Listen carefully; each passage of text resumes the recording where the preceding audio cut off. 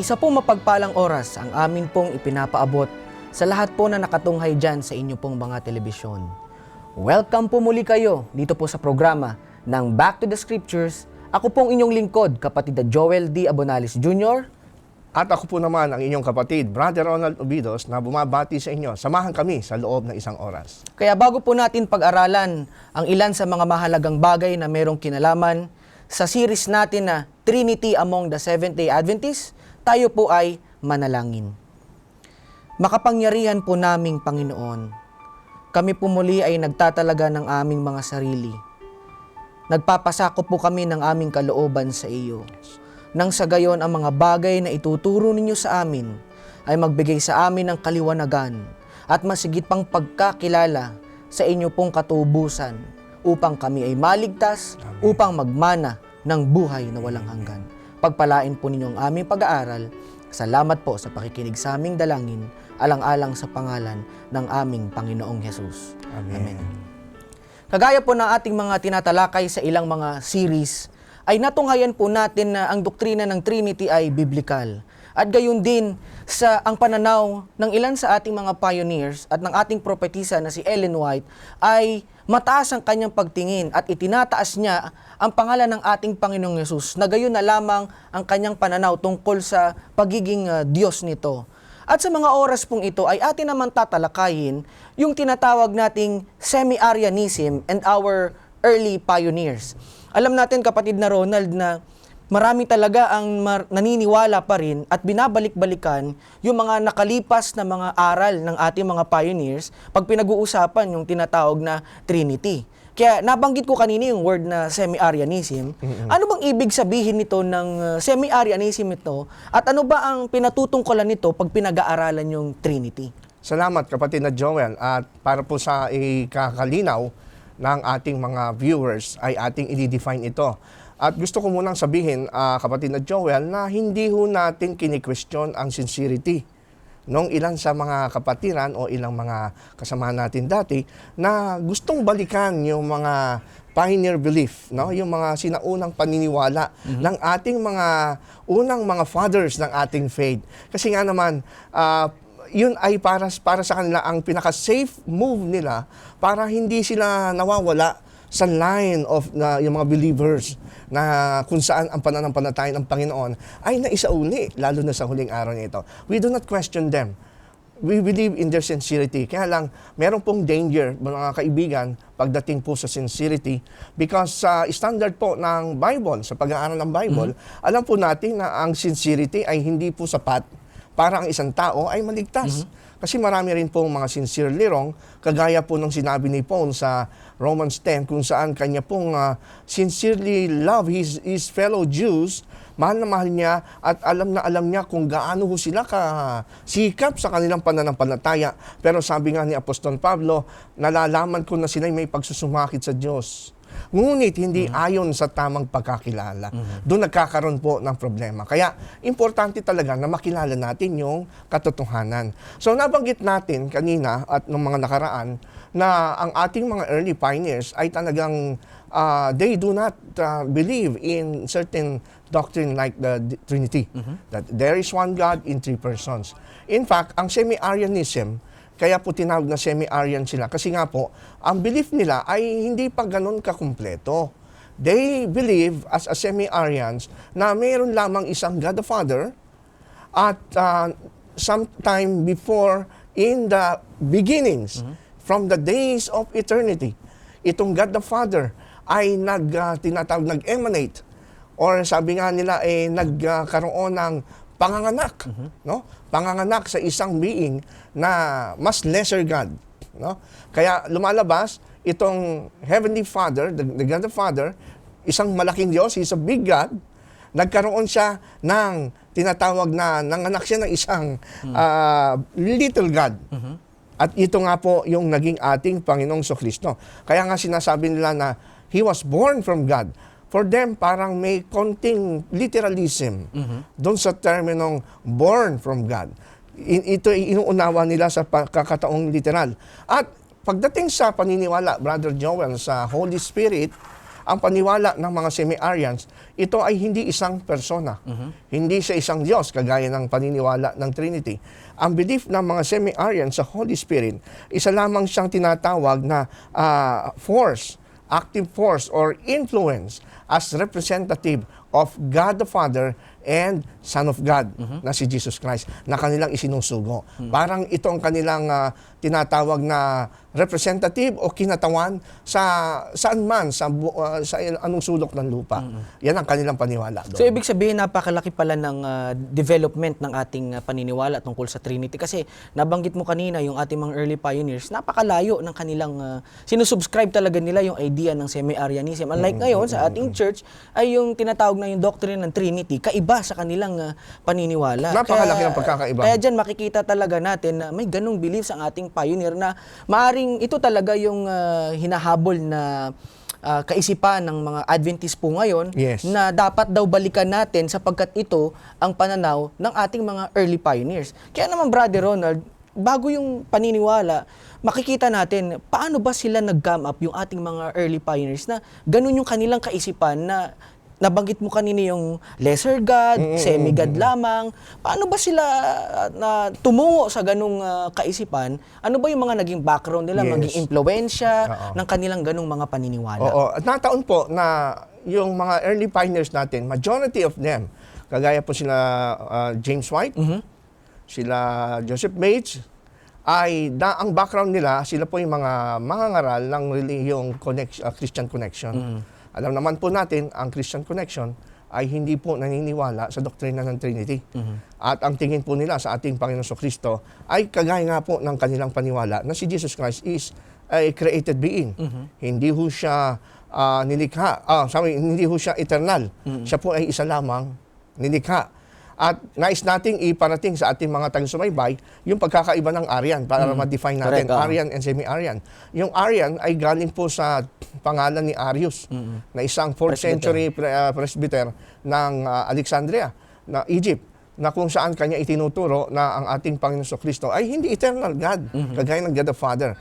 Ang Panginoong Kristo ay tinuturing niya na isang nilikha na sa isang banda ay dumating ang panahon na siya'y nilikha ng Diyos at pagkatapos nung siya'y malikha na ng Diyos Ama, ay siya naman ang inutusan ng Diyos Ama para dikhain yung mga anghel at yung ibang mga bagay sa ating universe. So, ang stand ng mga Arians, created.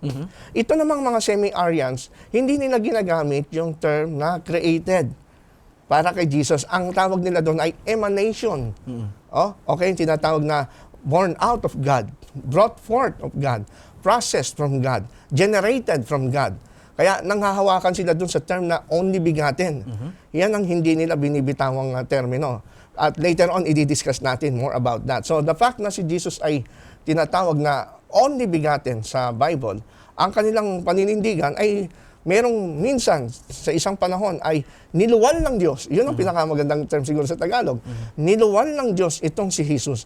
Pero hindi sila naniniwala na siya'y eternal. Ay sa panakita ko dito sa impluwensya ng kanilang paniniwala, Brother Ronald, noong 18th or 19th century, yung tinatawag natin na Enlightenment, Okay. yung rational or Rationalism. dualism, nakaapekto ito sa kanilang paniniwala kasi nung Reformation, hindi naman nila nabigyang diin itong doktrina din ng Trinity. Parang hindi moral, religious issue ito sa kanila. Kaya naman, nagsipasukan ito, dito na pumasok iba't ibang mga paniniwala sa Enlightenment na yan, no, 19th century. Diyan na pumasok yung idea tungkol sa pantheism, yung God is the universe, panentheism. Maring nakaapekto yan sa paniniwala ng ating mga early pioneers nung pumasok yung 19th century. Kasi ang rationalism is more on ang kanilang ini-emphasize. Para maunawaan mo daw ang salita ng Diyos o ang Biblia ay rationality. Yung human reasoning. Na kapag ka ang iyong doktrina ay hindi reasonable, ay hindi dapat tanggapin. Ito ay mali. Kaya since hindi nila maunawaan ang Trinity, at sasabihin nila, at hanggang ngayon naririnig natin yan, no? Na ang Trinity ay mystery, hindi maunawaan, kaya hindi yan galing sa Diyos. Samantalang madali lamang daw maunawaan ang sinasabi ng Biblia na ang Diyos ay isa lang. Yan, rationalism yan. Ano? Pero like what we emphasized before, sinasabi ho namin, mga kaibigan, mga taga-panood ng programang ito, na ang Trinity po ay revelation from above. Correct. Pag revelation from above, mas mataas, mas malawak, at sabi nga my thoughts are not your thoughts, are higher than your thoughts, sabi ng Panginoon sa Isaiah. So, hindi natin expect na comprehensively ay maunawaan natin. But this is not unreasonable. Sabi nga ng ilang mga philosophers, kahit hindi natin ma-explain comprehensively ang doctrine ng Trinity na mayroong isang Diyos na may tatlong persona, ito ay hindi unreasonable, but beyond our reason. Hindi porke beyond our reason, hindi mo napapaniwalaan. Kasi marami tayong doctrine sa Bible na tinatanggap na beyond our reason. Halimbawa, papaano na ipanganak si Jesus Christ at nabuo sa sinapupunan ni Maria sa loob ng 9 na buwan. Na scientifically, you will explain that, na nabuo yung bata na walang ama. Nabuo lang siya sa sinapupunan ni Maria. Sasabihin ng mga rationalist, ay hindi totoo yan. Kaya maraming mga rationalist thinker during the time, yung tinatawag natin enlightenment, na nire-reject nila yung virgin birth. Pero yung mga taong naniniwala sa Biblia as the inspired word of God at naniniwala sa Diyos, hindi nila pwedeng sabihin na hindi na tinatanggap yung virgin birth, nakasulat kasi sa Biblia. The same way din po ang appeal namin sa inyo, mga kaibigan, na medyo nagda-doubt sa doctrine ng Trinity. Hindi porque hindi natin maunawaan ito at ma-explain scientifically at logically, mali na. Kasi kung gano'n ang atin pong magiging standard ng paniniwala, marami ho tayong i-reject na doktrina ng Bible. Kasama na po yung incarnation, virgin birth, at iba pa. Kaya nakita po natin mga kaibigan kung gaano na contaminate ng aral ng semi-Aryan at ng Arianism yung kaisipan ng ating mga early pioneers. Ibig lamang mong sabihin ay makikita po ninyo mamaya sa proseso ng ating pong pag-aaral ng ating mga pioneers ay na-misinform sila, Brother Ronald, tungkol sa pag-aaral na ito. Mukhang wala silang background sa history ng church kung paano na-develop ang Trinity. Kaya nga, kung alam lang sana ng ating mga early pioneers na itong doctrine na ito na tinatawag na si Jesus Christ ay iniluwal ng Panginoon o kaya siya ay nilikha ng Panginoon, ay matagal nang nireject ng Iglesia. Correct. Sa kasaysayan ng Iglesia, 4th century, nagkaroon ng clash yan. Kaya nga nagkaroon ng tinatawag tayo na Council of Nicaea noong 325 AD para pag-usapan ang relasyon ni Jesus at ng Ama. No? At later on, i-define natin kung ano pa yung mga creeds na nabuo ng Kristyanismo. Kung alam lang sana nila yon, hindi na nilang uulitin yung doktrina ngayon. Kaya nakakalungkot, marami ho tayong mga kaibigan, mga kapatiran, na hindi rin aware sa kasaysayan na ito.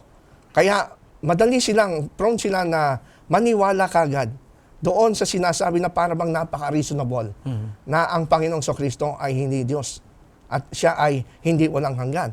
Pero kung alam lamang nila na nireject na po ng Iglesia sa kabuuan throughout history, itong semi-Arianism at Arianism, nireject na po yan.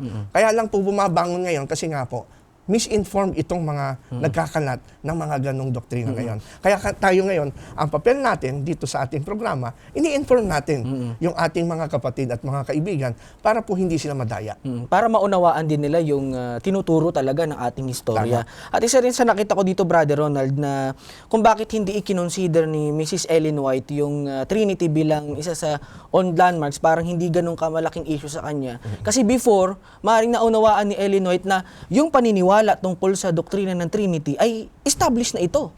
Kaya may mga binabanggit, Brother Ronald, maganda siguro para sa kapakanan din at kaalaman ng ating mga minamahal.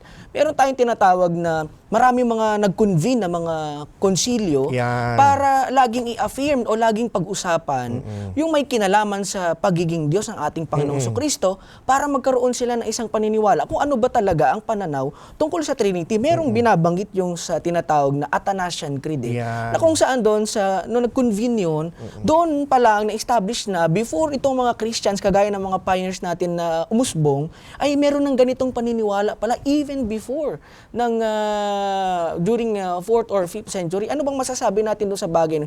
Ano ba ang isinasa doon, Brother Ronald, sa tinatawag na Athanasian Creed? Okay. Una sa lahat, ako'y naniniwala na ang ating pong kinikilala si Ellen White ay aware siya kung ano ang Trinity. Kasi alam naman po natin, ang kanyang family, bago sila maging Seventh-day Adventist at maging Millerites, sila po ay member ng Methodist Church. At isa sa mga statement of belief ng Methodist Church ay yung paniniwala tungkol sa Trinity at ang definition ng Trinity nila ay orthodox, biblical, na merong isang Diyos na tatlong persona. Iba yung Ama, iba yung Anak, iba yung Espiritu Santo. No? At meron nga ako narinig na minsan, kapatid na Joel, ang sabi nitong isang semi-Aryan na nakausap ko, si Mrs. White daw, kaya masabi nilang hindi siya naniniwala sa Trinity. Kasi nga, ni minsan sa kanyang sulat, kahit daw i-search natin sa digital, no, yung kanyang writings, kasi meron na tayong digital software. I-search mo yung Trinity sa writings ni Ellen White, walang mag-a-appear kahit isa. So, ibig daw sabihin, hindi siya naniniwala sa Trinity. Yan ay isa sa mga argumento na naririnig natin, karaniwang ginagamit. Pero it doesn't mean hindi siya naniniwala sa Trinity. Kasi unang-una, kaya tama po, hindi ginamit ni Ellen White yung term na Trinity. Kasi nga po, yung word na Trinity, during her time, mas laganap yung tinatawag na explanation ng Trinity ng Roman Catholic Church at ng Protestantism na iba sa Trinity ng Seventh-day Adventism. Siguro yan ay first time na narinig ng ating mga tagapakinig. Later on, i-explore natin yan. Anong pinagkaiba ng Trinity ng Seventh-day Adventist sa Trinity ng Roman Catholic Church? To summarize it, ang Trinity kasi ng Roman Catholic Church at ng mga kapatid natin Protestant ay may halong Greek philosophy. May halo pang mga Greek ideas. Samantalang yung Trinity ng Seventh-day Adventist ay purely biblical. Oo. Kaya makikita po natin sa ating pong pinag-aaralan na ito, mga minamahal, na misinformed talaga yung mga kapatid natin na ipinaglalaban yung ganyang aral pa rin ngayon. Ngayon, nabanggit mo yung sa Athanasian Creed. No? Ito yung creed na nabuo, na develop. Hindi inimbento ha. Sabi kasi nung ilan na narinig natin, itong Athanasian Creed ay Satanasian Creed daw. Pero that is a misnomer at a play on words. Pero itong Athanasian Creed, galing po ito dun sa isang theologian na lumaban kay Arius, si Athanasius, noong 1st century. Ito po ang naging main na tagapagtanggol ng deity of Jesus Christ. Lumalabas kasi during that period, ng Council of Nicaea, hindi, may nagsasabi kasi na si Constantino lang daw ang nagdeklara na si Kristo ay Diyos. Pero mali ho yan. Hindi ho yan ang sinasabi ng history. Si Constantino ay wala hong kinalaman sa decision noong 325 na about the deity of Jesus na equal siya sa Father in substance. Ang papel lamang ni Constantine, siya lamang ang nag-facilitate. Pero ang majority ng mga bishops na umattend, actually, sabi sa history do sa Council of Nicaea, ay from the part of church sa east, hindi sa west. Mayroon kasi nagsasabi na kinuha lang daw natin sa Catholics yung Trinity. Pero hindi ho totoo yan. Kasi kung galing ito doon sa west, dapat tama na nanggaling nga sa kanila yung Trinity. Pero most of the bishop no umattend ng Council of Nicaea ay from the east. No? Mostly, they are called, mas kilala natin ng mga Orthodox Church, no?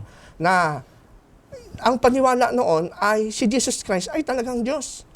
Kaya bumangon yung Council of Nicaea hindi para maimbentuhin ng mga church bishops during that time yung pagka-Diyos ni Kristo.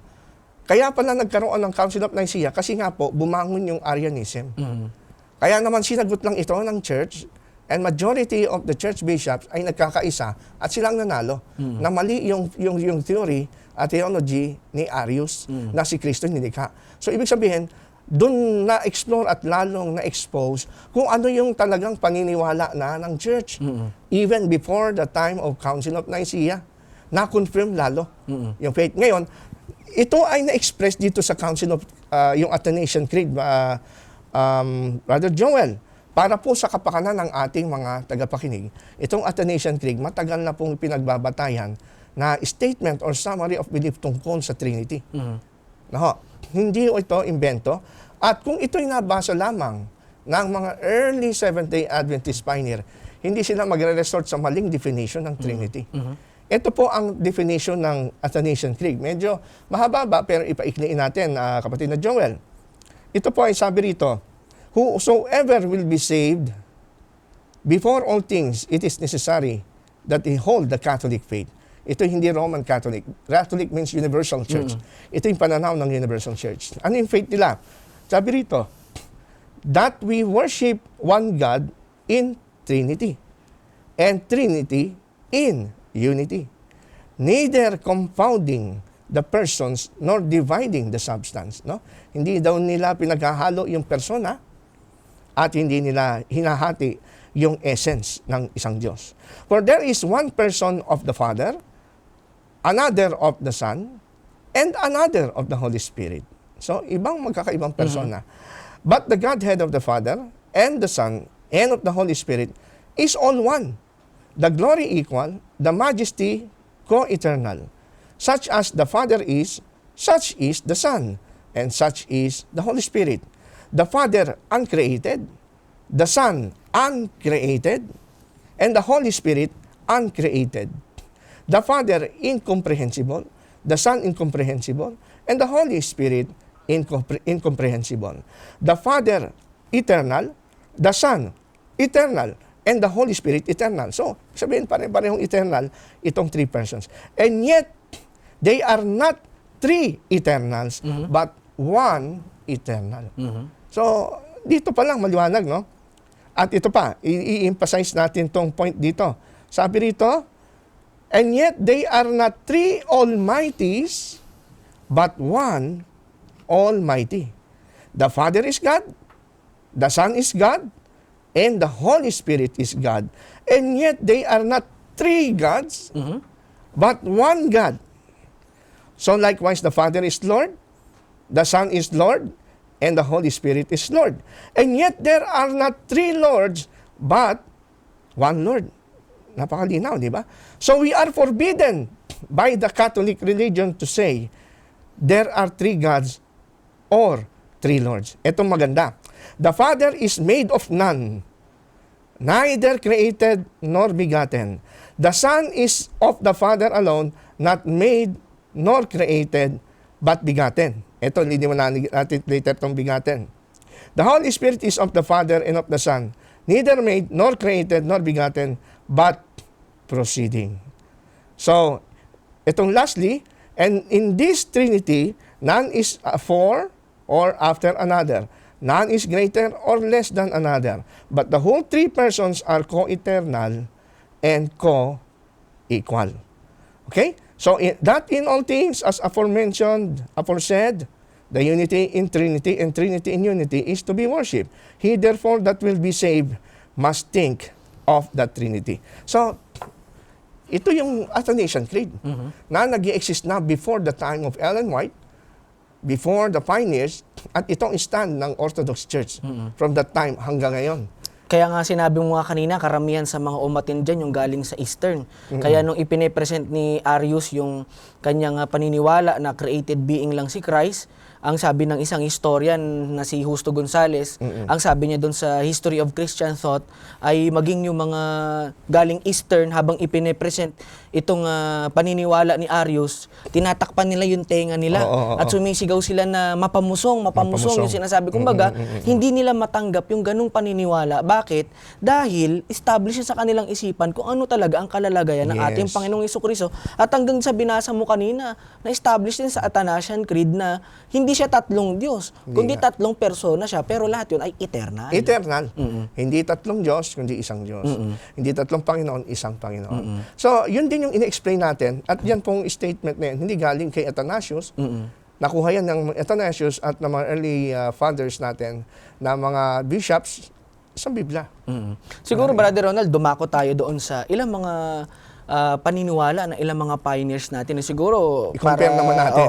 Para malaman ng ating mga tagapakinig kung ano ba talaga yung mga, may isinulat ba sila? Kasi ito yung contention ng mga Adventist ngayon na babalik doon. So, siguro maganda, ano ba ang paniniwala ng mga pioneers natin noon? Yung mga kalituhan nila tungkol sa paniniwala about sa Trinity, since nabanggit natin kanina na yung Trinity na paniniwala ng Adventist ngayon ay iba talaga sa Trinity na alam ng ating mga early pioneers. Siguro magbanggit ka ng ilang mga pioneers natin na mayroon silang ibang pananaw tungkol dito sa Trinity. Okay. Napansin ko rin nga, kapatid na Joel, bago ko isagutin yung question mo, na dyan sa mga naririnig natin, mga semi-Arians, sa Facebook, yung mga kanilang presentation sa YouTube, Madalas lang sinasabi nilang paulit-ulit na ang mga early pioneers hindi naniniwala sa Trinity, hindi naniniwala sa Trinity. Kaya tayo mga Adventist ay Babylon na, at dahil nahawaan na tayo ng maling doktrina ng Trinity, kaya inaanyayahan nila tayo na bumalik na sa anti-Trinitarian. At nakakalungkot, marami tayong mga kaibigan dyan na nadaya na napunta dun sa grupo na yon. Ngayon, gusto natin liwanagin na ang kanilang emphasis is wala lang Trinity na tinuturo. Pero ang kulang sa kanilang presentation, kapatid na Joel at mga kaibigan, yung presentation na kung hindi sila naniniwala sa Trinity, ano ba ang kanilang statement at pagkaunawa sa Trinity? Hindi nila sinasabi yan. Alam niyo po, mga kaibigan, para maintindihan natin, yung tama po, ang mga early fathers ng Seventh-day Adventists, hindi naniniwala sa Trinity. In fact, ini-atake nga nila yan, na James White. Ito'y apostasy, ito'y Babylon, pagan, sabi nila. Pero pagka dinidefine nila yung Trinity, mali. Iba ang kanilang definition sa Trinity. Hindi one God in three separate persons. No? Kundi, ang Diyos ay isang persona. Yung isang personang ama ay siya na rin daw yung ama. Siya na rin yung anak. So, tingnan nga natin. Mag-quote tayo na isang example nito, kapatid na Joel. Halimbawa, itong si Frisbee. Si Frisbee na ating dating, ito yung mga mangangaral noon. Si J.B. Frisbee. Dito sa kanyang libro na, dito sa magazine na Review and Herald, Volume 9, March 12, 1857, sa page 146. Sige nga, kapatid na Joel, tingnan natin kung ano ang kanyang understanding tungkol sa Trinity. How can the Holy Ghost proceed from the Father and the Son if it is both the Father and Son itself? So, ang argument ni Frisbee na lumabas doon sa ating Review and Herald, sabi niya, paano ang banal na espiritu ay manggagaling sa Ama at sa Anak? Kung yung Ama at yung Anak ay siya na rin. Ngayon, anong ibig sabihin? Kini-question ni J.B. Frisbee yung Trinity na inconsistent. No? Sabi niya, paano mangyayari isusugo ng Ama at Anak ang Espiritu? Yung Ama, siya na rin yung Anak. Pero diyan makikita natin na ang kanyang pagkaunawa, pag sinabing Trinity, yung Ama, siya na rin yung Anak. Pero ganun ba ang statement ng Trinity since the time ng Athanasian Creed hanggang ngayon? Of course not. Ang sinasabi natin, iba yung Ama, iba yung Anak.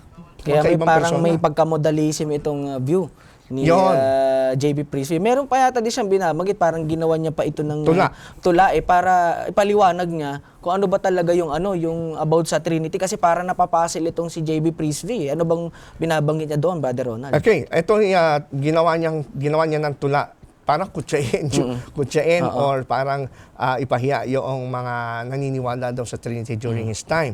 Though he is sincere, ang sabi niya that 3 be 1 and 1 are 3 is an idea that puzzles me. By many a learned sage, 'tis said that there are one in the Godhead, that 3 are one in the Godhead. The Father then may be the Son. Yun daw, Ama ay ang Anak. For both together make but one. The Son may likewise be the Father without the smallest change of either. Yea, and blessed Spirit be the Father, Son, and Trinity. There is the creed of Christian folks who style themselves as true Orthodox, all which against plain common sense we must believe or give offense. Ito daw against sa common sense, na yung Ama siya na rin yung Anak. Samantalang ang belief kasi nila, talagang tama naman, magkaiba yung Ama, magkaiba yung Anak. Pero yun nga, ang definition nila sa Trinity ay mali. So they are attacking the Trinity from the wrong point of view. Kasi pagka ikay umaatake sa Trinity at you define it by yourself, at hindi naman yon ang definition ng iyong kalaban, ang tawag doon sa argumentation ay tinatawag natin strawman argument. Ikaw ay nag-iimbento ng sarili mong argumento na yun ang sinasabi kuno ng iyong kausap para madali mo siyang ma-refute, pero hindi naman talaga yon ang sinasabi ng iyong katunggali. Kaya dito, mga minamahal, makikita po natin, isa sa mga pioneers natin, kagaya ni J.B. Frisbee, ay meron siyang ibang pananaw tungkol sa Trinity na iba talaga sa dapat na paniwalaan natin ayon sa doktrina ng Trinity. Maring ilan pa sa mga pioneers natin ang banggitin mo, Brother Ronald, na meron silang paniniwala na almost the same din dito kay J.B. Frisbee. Okay, ito nga, banggitin ko naman si D.W. Hall. si D.W. Hall ay sumulat dito sa isang pahayagan noon na kung saan kanya dinidescribe at dinidefine kung ano yung Trinity. Mababasa naman din natin ito sa Review and Herald sa volume 14 noong November 10, 1859 sa page 194, Brother Joel. That Christ and His Father are one. He also said that Christ, being God, would no more make Him the same person with the Father. He later says that Trinitarians say the Father and Son are one person. The Father and Son are spoken of as two separate beings. Okay, no? Ang sabi naman niya, ang mga Trinitarian, itinuturo nila na si Kristo at ang Ama ay isang persona. Pero alam naman natin na hindi ganoon ang doktrina ng mga Trinitarian. Ito nga po ay oneness, no? Yung mga oneness o yung tinatawag natin Sabellianism, modalism, that one God exists in three modes. Sa Old Testament, siya yung Father. Sa New Testament, naging yung Anak. At sa panahon daw natin ngayon, siya yung Holy Spirit. Pero iisa lang daw. Hindi yun ang Trinity. Ang tawag doon ay oneness. Ngayon, sabi ni D.W. Hall, ang Trinity ay paniniwala ng Ama at ang Anak ay isang persona. Hindi nga ganon, pero tama dito si D.W. Hall. Ang sabi naman niya, the Father and the Son are spoken of as two separate beings. Ito ang mas Trinitarian. They are two separate. Pero yung sasabihin natin na yung Father and Son, that is against the doctrine of the Trinity. Na kung saan pinatutunayan ng Ama, Anak at Espiritu Santo ay tatlong persona. Kaya nga dinidiin natin, ang doctrine ng Trinity hindi nagsasabi na there is one person in three persons. Contradiction yon. Sinabi mo na ang isang persona tapos at the same time tatlong persona ay isang persona. That is contradiction. Ang sinasabi ho ng Trinity, there is one God in three persons. Kumbaga parang ganito, merong isang bansang Pilipinas sa tatlong isla, no? Luzon, Visayas, at Mindanao. Pero hindi tatlo ang Pilipinas, no? Isa lang. Yun ang pinakamalapit na masasabi natin sa explanation tungkol sa doctrine ng Trinity. Kaya maliwanag, Brother Ronald, na nakita talaga natin na ang aral ng mga early pioneers ay may kakaiba na hindi nila naunawaan talaga ang kabuuan ng doktrina ng Trinity. Mayroong isang mangangaral na itinuturo din na isa sa magagaling na mangangaral ng Seventh-day Adventist na isa sa pioneer din natin na tinatawag niya si D.M. Canright, na meron din siyang mga isinulat patungkol sa pananaw niya tungkol sa Trinity. May mga bagay ba tayo makikita doon, Brother Ronald, based sa history na nagsasabi na iba rin ang kanyang pananaw tungkol sa Trinity? Itong si Dudley Canright, kilala ito na mangangaral ng Seventh-day Adventist. Napakagaling niya sa rhetoric at napakahusay na defender ng ating faith. But unfortunately, later on, siya ay umalis ng ating church. No? Now, ang kanyang pananaw bilang isang taong theologian, ay makikita naman natin ang kanyang stand kung anong definition niya sa Trinity. Dito sa kanyang commentary sa Revelation chapter 1, verse 8, dito sa Review and Herald din, volume 30, noong June 18, 1867, page 2 and 3. Kapatid na Joel. If Christ is a mediator between the Father and man, how can it be that He and His Father are only one person? This cannot be so. He and His Father are two distinct persons. Ayun. So, maganda naman yung argument niya. Actually, itong mga argument ng mga early pioneers natin, magandang panlaban sa mga oneness. No? Hindi magandang panglaban sa mga Trinitarians sa kagaya atake, natin. Magkakampi tayo doon ng mga early pioneers na magkaiba yung Father, magkaiba yung Son. At ito'y pwede tayong magtulong dito para i-refute yung mga oneness na nagsasabi na yung Ama, siya na rin yung Anak. So, ang inaatake na rin dito, hindi ang Trinity, kundi yung oneness doctrine, na laganap na rin during that time. Siguro, yun ang kanilang naunawaan at iniisip tungkol sa Trinity. Kaya nga, sabi na, maganda yung argument ni Canright, sabi niya, paano magkakaroon ng isang tagapamagitan sa Diyos at sa kanyang anak na si Kristo, kung siya rin naman daw yung iisang persona rin yung Ama at yung Anak. In fact, sabi pa rin niya, doon sa isang paragraph, no, Trinitarians grasp at this text, sabi niya sa Revelation 1:8, Trinitarians grasp at this text to prove that the Father and Son are only one person. Napakagaling na tao ito si Canright, pero distorted pa rin yung kanyang definition ng Trinity. So kung distorted ang definition ng Trinity ng mga magagaling na tao na ating sinipi, na sila'y sumusulat para ng article talaga sa Review and Herald, ibig sabihin ganun sila ka-credible, at distorted ang kanilang view sa Trinity, tingin ko tama at talagang inspired ng Holy Spirit si Ellen G. White. Bakit kamo? Kasi hindi siya pinahintulutan ng Holy Spirit na maging ito ang ating article of faith. Hindi pinayagan si Mrs. White ng Holy Spirit na ang ganitong pananaw ng ating mga early pioneers ang maging old landmark na hindi dapat baguhin. Kasi though hindi naunawaan ito ni Mrs. White, but since siya ay nakadepende lamang sa Holy Spirit kung ano ang kanyang ituturo at isusulat, ako'y naniniwala, mas lalong naging matatag ang aking pananampalataya kay Ellen White, nag-guided siya ng Holy Spirit. No? Kasi kung ito ay sinang-ayunan ni Mrs. White, at sinuportahan niyang ito ay may backup ng Holy Spirit, itong ganitong statement of belief ng mga early pioneers, mas magdududa ako sa kanyang pag-calling as a prophet. Kaya nga, habang inaaral natin ito, Brother Ronald, nire-review natin yung mga istorya ng mga nakaraang panahon ng ating early pioneers, wala akong nakita na mga lathala na ganun yung paniniwala nila tungkol sa Trinity. Kasi ngayon marami ng libro na naglalabasan tungkol sa view nila sa Trinity. Pero itong view ng ating early pioneers, wala akong nakita ni isang mga aklat na kapareho ng view tungkol sa Trinity. Ibig sabihin lamang, mga minamahal, iba ang pananaw or misinformed ang ating mga early pioneers sa kung ano talaga ang may kinalaman sa doktrina ng Trinity, Brother Ronald. Kaya nga kapatid na Joel, uulitin ko po, mga kaibigan, ang nire-refute ng mga early pioneers ay yung oneness theology. Na yung Father, siya na rin yung anak. Hindi ho nire-refute ng mga pioneers ang doctrine ng Trinity. Correct. Kaya po yung mga semi-Arians, Adventist, na nagpapalaganap din sa internet, meron silang mga libro, nire-refute yung Trinity, tingin ko wala silang basis sa ating early pioneers. Wala silang basis kasi kung ang early pioneers natin naintindihan lang itong doctrine ng Trinity from the biblical point of view, hindi yung oneness, tingin ko hindi nila i-refute ang Trinity. So ang nire-refute ng mga semi-Arian Adventist na kikita natin sa mga books, mga internet, mga literatures, hindi po, ulitin ko po, hindi ho ang Trinity. Ang nire-refute nila ay oneness. Kaya dapat yung mga nagpipreach ngayon sa ating mga church, hindi tayo i-refute. Dapat quiet lang sila. Lalo't naintindihan na nila na hindi ganito ang statement ng Trinity na ang Father, siya na rin yung anak. So magkaisa ho tayo, mga kapatid. Kung kayo po sa tingin nyo ay nabuksan ng inyong isip dito sa aming pinapahayag mula umpisa na hindi ho ganyan, hindi po tama ang pananaw ng mga early pioneers at hindi talaga Trinity ang nire-reject nila, bumalik na po tayo dito sa iglesia.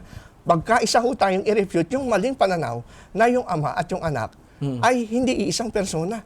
Yun po ang nire-refute ng pioneer. At since mahal po ninyo ang prinsipyo na pinaninindigan ng mga pioneers, kami din, mahal din namin yung ganong paninindigan. Hindi sila naniniwala na yung ama, siya na rin anak. Bakit hindi ho tayo magkaisa na lang dito sa iglesia? Kaya hindi naman natin kini-question yung kanilang kabutihan, yung sincerity nila sa pag-aaral nito. Kasi tama nga naman, balikan natin yung ating history. Kaya lang alamin din natin kung ang history ba nito ay magbibigay din na liwanag so kung anong meron tayo ngayon. Kaya napakahalaga na maunawaan natin ang ilan sa mga bagay na to, mga minamahal, para hindi po tayo madaya at maligaw. Baka mamaya isipin natin na narito na tayo. Tapos naliligaw pala tayo. Mahirap naman yun na misinform tayo ng history. Kaya nga, kapatid na Joel, kung napag-usapan nga natin last time, kung tayong dalawa, totoo yung time machine.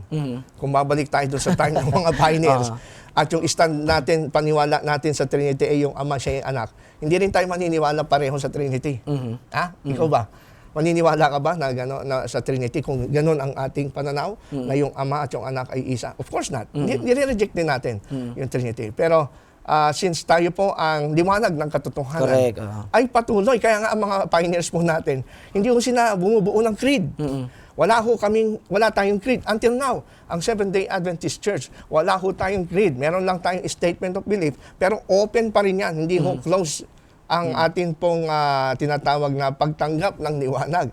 Patuloy pa rin ang pagtanggap ng liwanag na dumadating sa atin. Kaya nga, ang nangyayari sa atin tuwing nagbabago yung taon, 3 to 5 years, may tinatawag tayo na nagko-convene sa General Conference, may mga pagbabago sa set of beliefs natin kasi open tayo sa mga bagong liwanag para sa panibagong understanding. Kaya totoo yung sinabi mo, wala talaga tayong creed. Tulad ngayon ay may binabagong statement tungkol sa creation, ibig sabihin may nadadagdagang mga impormasyon para mas higit na maunawaan yung liwanag na itinuturo ng banal na kasulatan. Kaya nga, I'm so proud to be a Seventh-day Adventist, mga kaibigan, kasi nga po,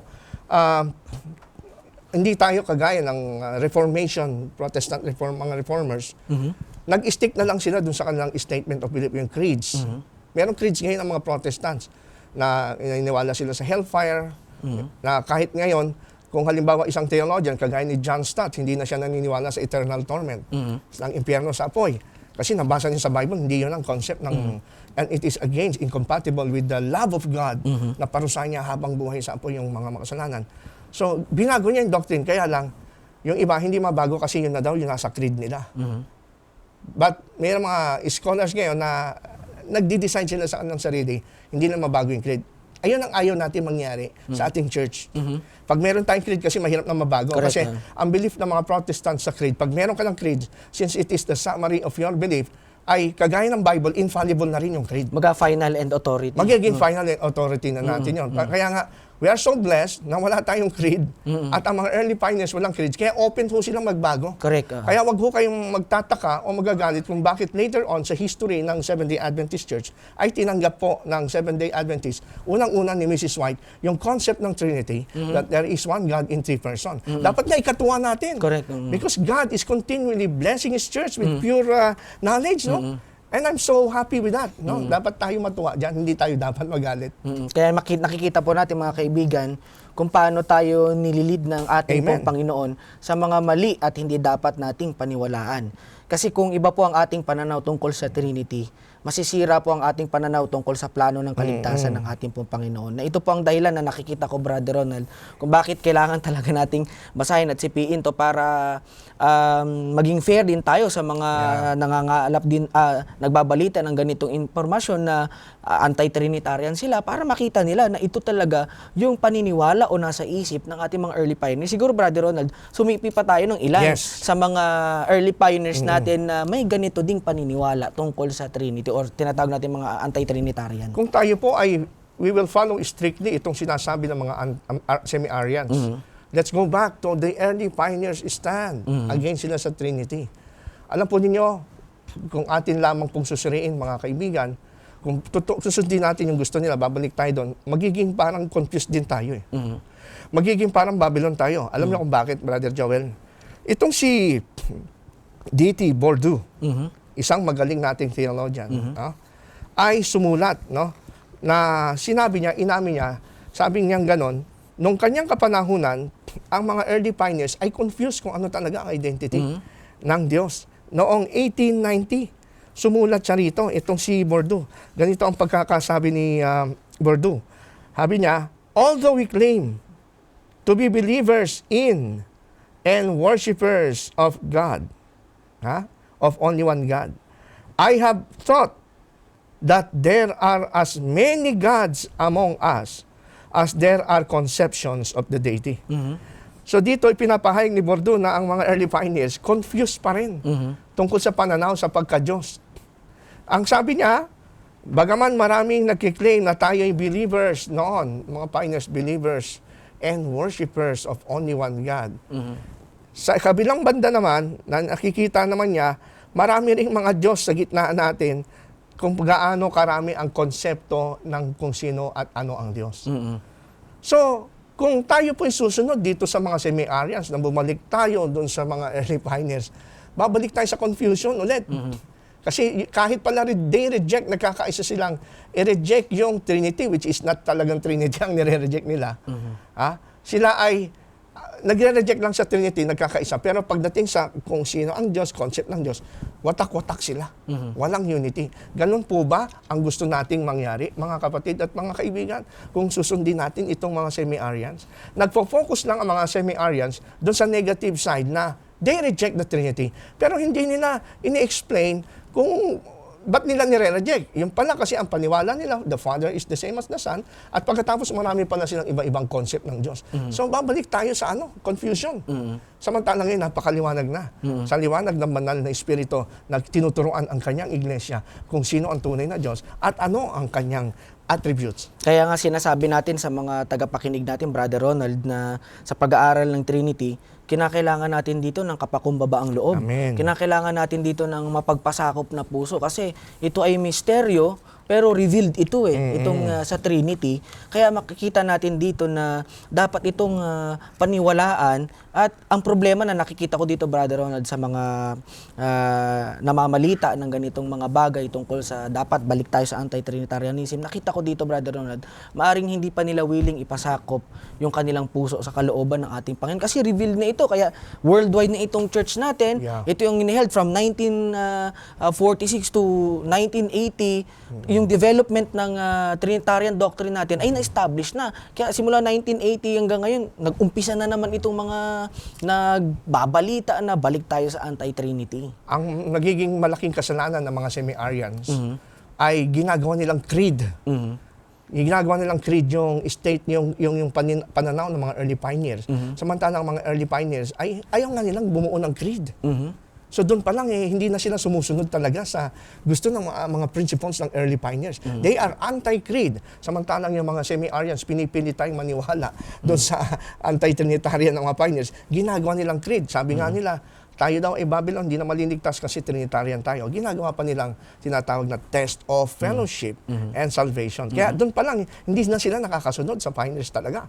Kaya po, mga minamahal, mag-ingat po tayo na pag may nangaral sa ating mga ganitong balita, alamin po natin, base sa history natin at ganito sa pinag-aralan natin, ay tanungin natin sila tungkol sa mga bagay na ito. At sabihin natin na ang Trinity ay na-establish na noon pa man. At talagang nakita naman natin, Brother Ronald, meron ding misinformation talaga itong ating mga kapatid na ito. Kaya nakita natin, maging sa loob ng ating church, hindi rin may iwasan na may mga nagtuturo din talaga ng maling aral. Na ito yung warning na binibigay ni Pedro, di ba? Sabi niya dun sa 1 Pedro 5:8, na ang kaaway ay parang liyong umuungal, na lahat ay sinisikap niya na masila para mahulog sa maling pananaw tungkol sa ating Panginoon. At nakita ko din na maaring ginagamit din ng kaaway ang mga kapatid na ito para iligaw din yung mga kapatid natin para ma-misinform sila tungkol sa doktrina ng Trinity at sa panukala ng kaligtasan ng Yan Panginoon. sana ang maintindihan ng ating mga kapatid. No? Alam po natin na ang ilan sa ating mga kapatid ay prone na sila po ay mamisled. Labanan ang Trinity. Alam mo kung bakit, Brother Joel? Ang rasyonaling nakikita ko dyan, mga kaibigan, marami kasi sa ating mga kapatid ay hindi pa talagang lubusang naunawaang at paano i-explain at pag-aralan ng Trinity. Totoo naman yan. Marami tayong mga naririnig na mga sinasabi ng ating mga mahal na kapatid na hindi ko naintindihan ng Trinity. Until now, kahit matagal na silang Adventist, sinasabi na, until now, hindi ko naintindihan ng Trinity. Ngayon, bigla silang papasukan ng ganito. Na alam mo, hindi naman Trinitarian ang doctrine talaga original na Adventist. Ang doctrine ng Adventist, anti-Trinitarian. Ang Diyos ay Ama at yan sa isang beses ay iniluwal niya ang anak, mas madaling maintindihan nga naman. No? At ang Holy Spirit ay hindi persona, siya ay representative lang ng Ama. Mas madaling maintindihan. Kaya ngayon, kung ikaw, wala kang alam, di mo pa napag-aralan ng Trinity, para sa iyo ang hirap intindihin, ma-explainan ka ng tungkol sa pagka-Diyos, kala mo ngayon tama. Pero ang totoo niyan, ang talagang dahilan kung ba't mo tinanggap yun, kasi hindi mo naintindihan in the first place kung ano yung Trinity. Kaya nga sa first episode ng ating programa, ay in-explain natin yung biblical foundation ng Trinity. Para pag ito'y naunawaan natin, hindi tayo madaling madaya kasi ginagamit din ni Satanas itong mga manggagawang ito para umanin ang kanyang sariling mga alagad. Nakahula naman sa Bible yan. Yan yung tinatawag nating shaking time. Na sa panahon natin talagang lalong malapit nang dumating ang Panginoon, ay kanya pong nililigdig. At talaga nagkakaroon ng division sa church. No wonder. Pero hindi ibig sabihin pababayaan na lang natin. Amen. Kaya nga po tayo ay meron pong ganitong programa kasi gusto po nating ma-educate yung mga kapatid. Correct. Para makasama natin sila sa langit at sa bayang banal. Amen. Kaya makikita po ninyo mga minamahal na napakagandang pag-aralan at balikan kung ano ang nangyari sa ating history. Kasi kung anong meron tayo ngayon sa present, Brother Ronald, na-enjoy natin kung ano ang magandang dulot nito, bakit nangyari ito, Yes. upang maunawaan natin na inililid tayo ng Panginoon sa panibagong liwanag. Kaya nga, ginagamit din ito ng mga anti-Trinitarian, ng mga kapatid natin, parang minimisquote nila si George Knight. Isa pa Si yan. George Knight, isa sa Church mga historians prominenteng church historian natin.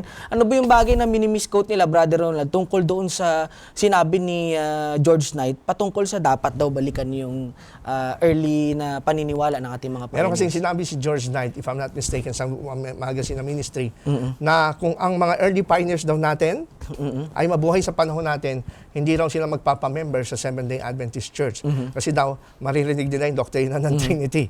Samantalang alam naman natin, hindi sila Trinitarian. Pero sinabi lang ni George Knight yun to emphasize the point na ang pioneers natin talaga, hindi nila maintindihan pa. Hindi dahil sa mali ang Trinity, kundi hindi pa nila naintindihan ang liwanag kung ano ang doctrine ng Trinity. Kasi kulang pa sila sa pag-aaral. Na-focus sila sa ibang mga doctrines. But when it comes to doctrine of the Trinity, kasi pag tinuloy mo yung Ministry Magazine, ang point doon ni George Knight, ngayon tinatanggap ng Church ang Trinity, kasi nga po, ito yung liwanag na naabot natin. Kaya hindi mo masisi sila. Kung ang point ni George Knight, hindi mo masisi yung mga pioneer kung hindi sila aanib, kasi yun ang stand nila.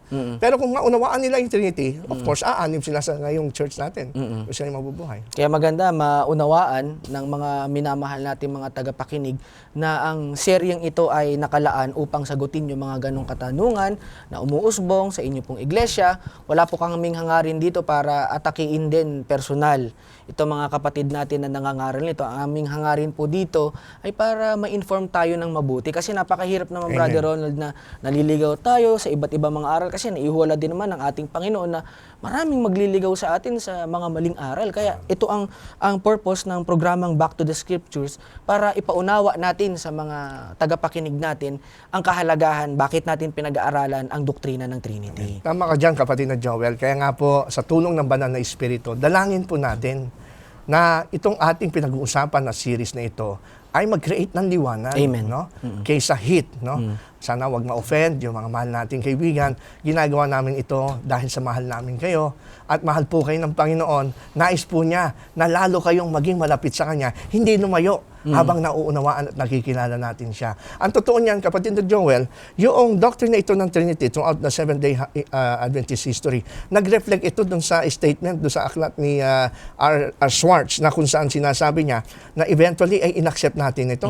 Sabi nga niya dito sa aklat na light bearers to the remnant, no, na published ng Pacific Press Publishing Association, no, sa page 168 ni R.W. Schwartz. Sabi niya, by the end of the century, 1800s, the Adventist ministry had largely swung over to viewing the Trinity as three co-equal, co-eternal members of the Godhead, united in substance, purpose, and character, but each with his own personality and work. So, ito yung maituturing nating blessing, no? Na hindi tayo pinababayaan ng Panginoon. Na tayo po yung maiwan sa confusion tungkol sa pagkakilala sa tunay na Diyos. Remember, sabi ni Jesus, no? This is eternal life, that they may know you, the only true God. Kasi andun nakasalalay ang eternal life natin. Kaya, this is a blessing. Don't treat it as a threat sa ating salvation, but rather maging positive ho tayo na dinadala tayo ng Panginoon. Amen. Itong kanyang iglesia, doon sa tunay na pagkakilala sa Kanya, lalo tumatawid tayo sa panahon na ito na malapit nang bumalik ang Panginoon. Kailangan natin maging matatag at kumapit sa Diyos na kilalang kilala natin. And remember, the Father, Son, and Holy Spirit is a relational economy o yung sinatawag nating function or title ng Godhead para maunawaan natin na ang Diyos ay interesado sa ating kaligtasan. Kaya po, purihin po ang Panginoon, mga minamahal na mga taga-subaybay, na dahil sa Kanya, inilig niya ang ating mga pioneers, kung gano'n man ang kanilang mga paniniwala noon.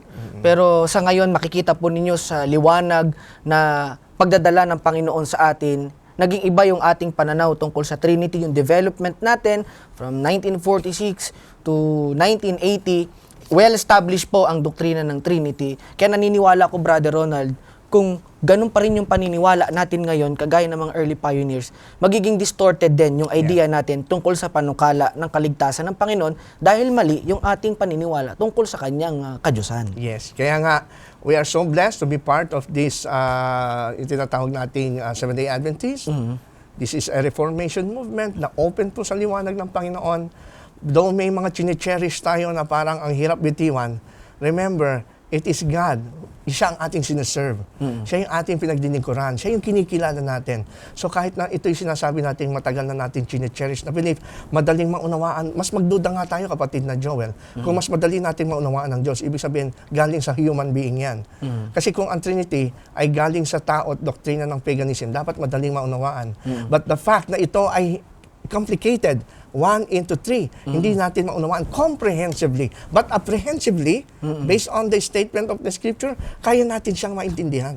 No? Ito'y patutuon lamang na ito'y galing sa langit, hindi galing sa tao. Doon tayo dapat manghawakan sa galing sa langit. Kasi nga po, it will give us an assurance that God is with us. Kaya salamat po sa inyo pong patuloy na pagsubaybay sa amin. Ang amin pong dalangin ay nakatulong po na malaki ang ganito pong pag-aaral, sa inyo pong pakikipag-usap at pakikipagtalakayan sa iba't ibang uri ng mga tao na nagsasabi ng mga bagay na alisin na dapat natin ang Trinity kundi bumalik tayo sa anti-Trinitarian. Kaya po ang aming pong pakiusap, magkaroon pa po tayo ng mas malalim na pag-aaral tungkol sa banal na kasulatan, malalim na pag-aaral tungkol sa ating history, nang sa gayon, mauunawaan din natin kung bakit sinabi ni Ginang Ellen White sa kanyang sulat na malibang sa makalimutan natin ang pangunguna ng Panginoon sa mga nakalipas na panahon, hindi rin natin makikita ang kanyang pangunguna sa darating pang mga panahon. Kaya natitiyak ko, Brother Ronald, iniingatan ng Panginoon ang ating iglesia. Amen. Pinapanatili niya itong dalisay hanggang sa kanyang pagbabalik. Kaya po mga kapatid, sa atin pong pagtatapos ay amin po kayong inaanyayahan sa isa pong panalangin na pangungunahan ni Brother Ronald. Tayo po'y manalangin. Maraming salamat sa inyo, dakilang Diyos. Damang-dama namin ang inyong presensya sa aming gitna. Sa inyong bayan, ang Seventh-day Adventist Church, na ito'y ginagamit nyo bilang movement para abutin ang mga puso ng mga taong hindi pa nakakabilang sa inyong iglesia sa huling araw.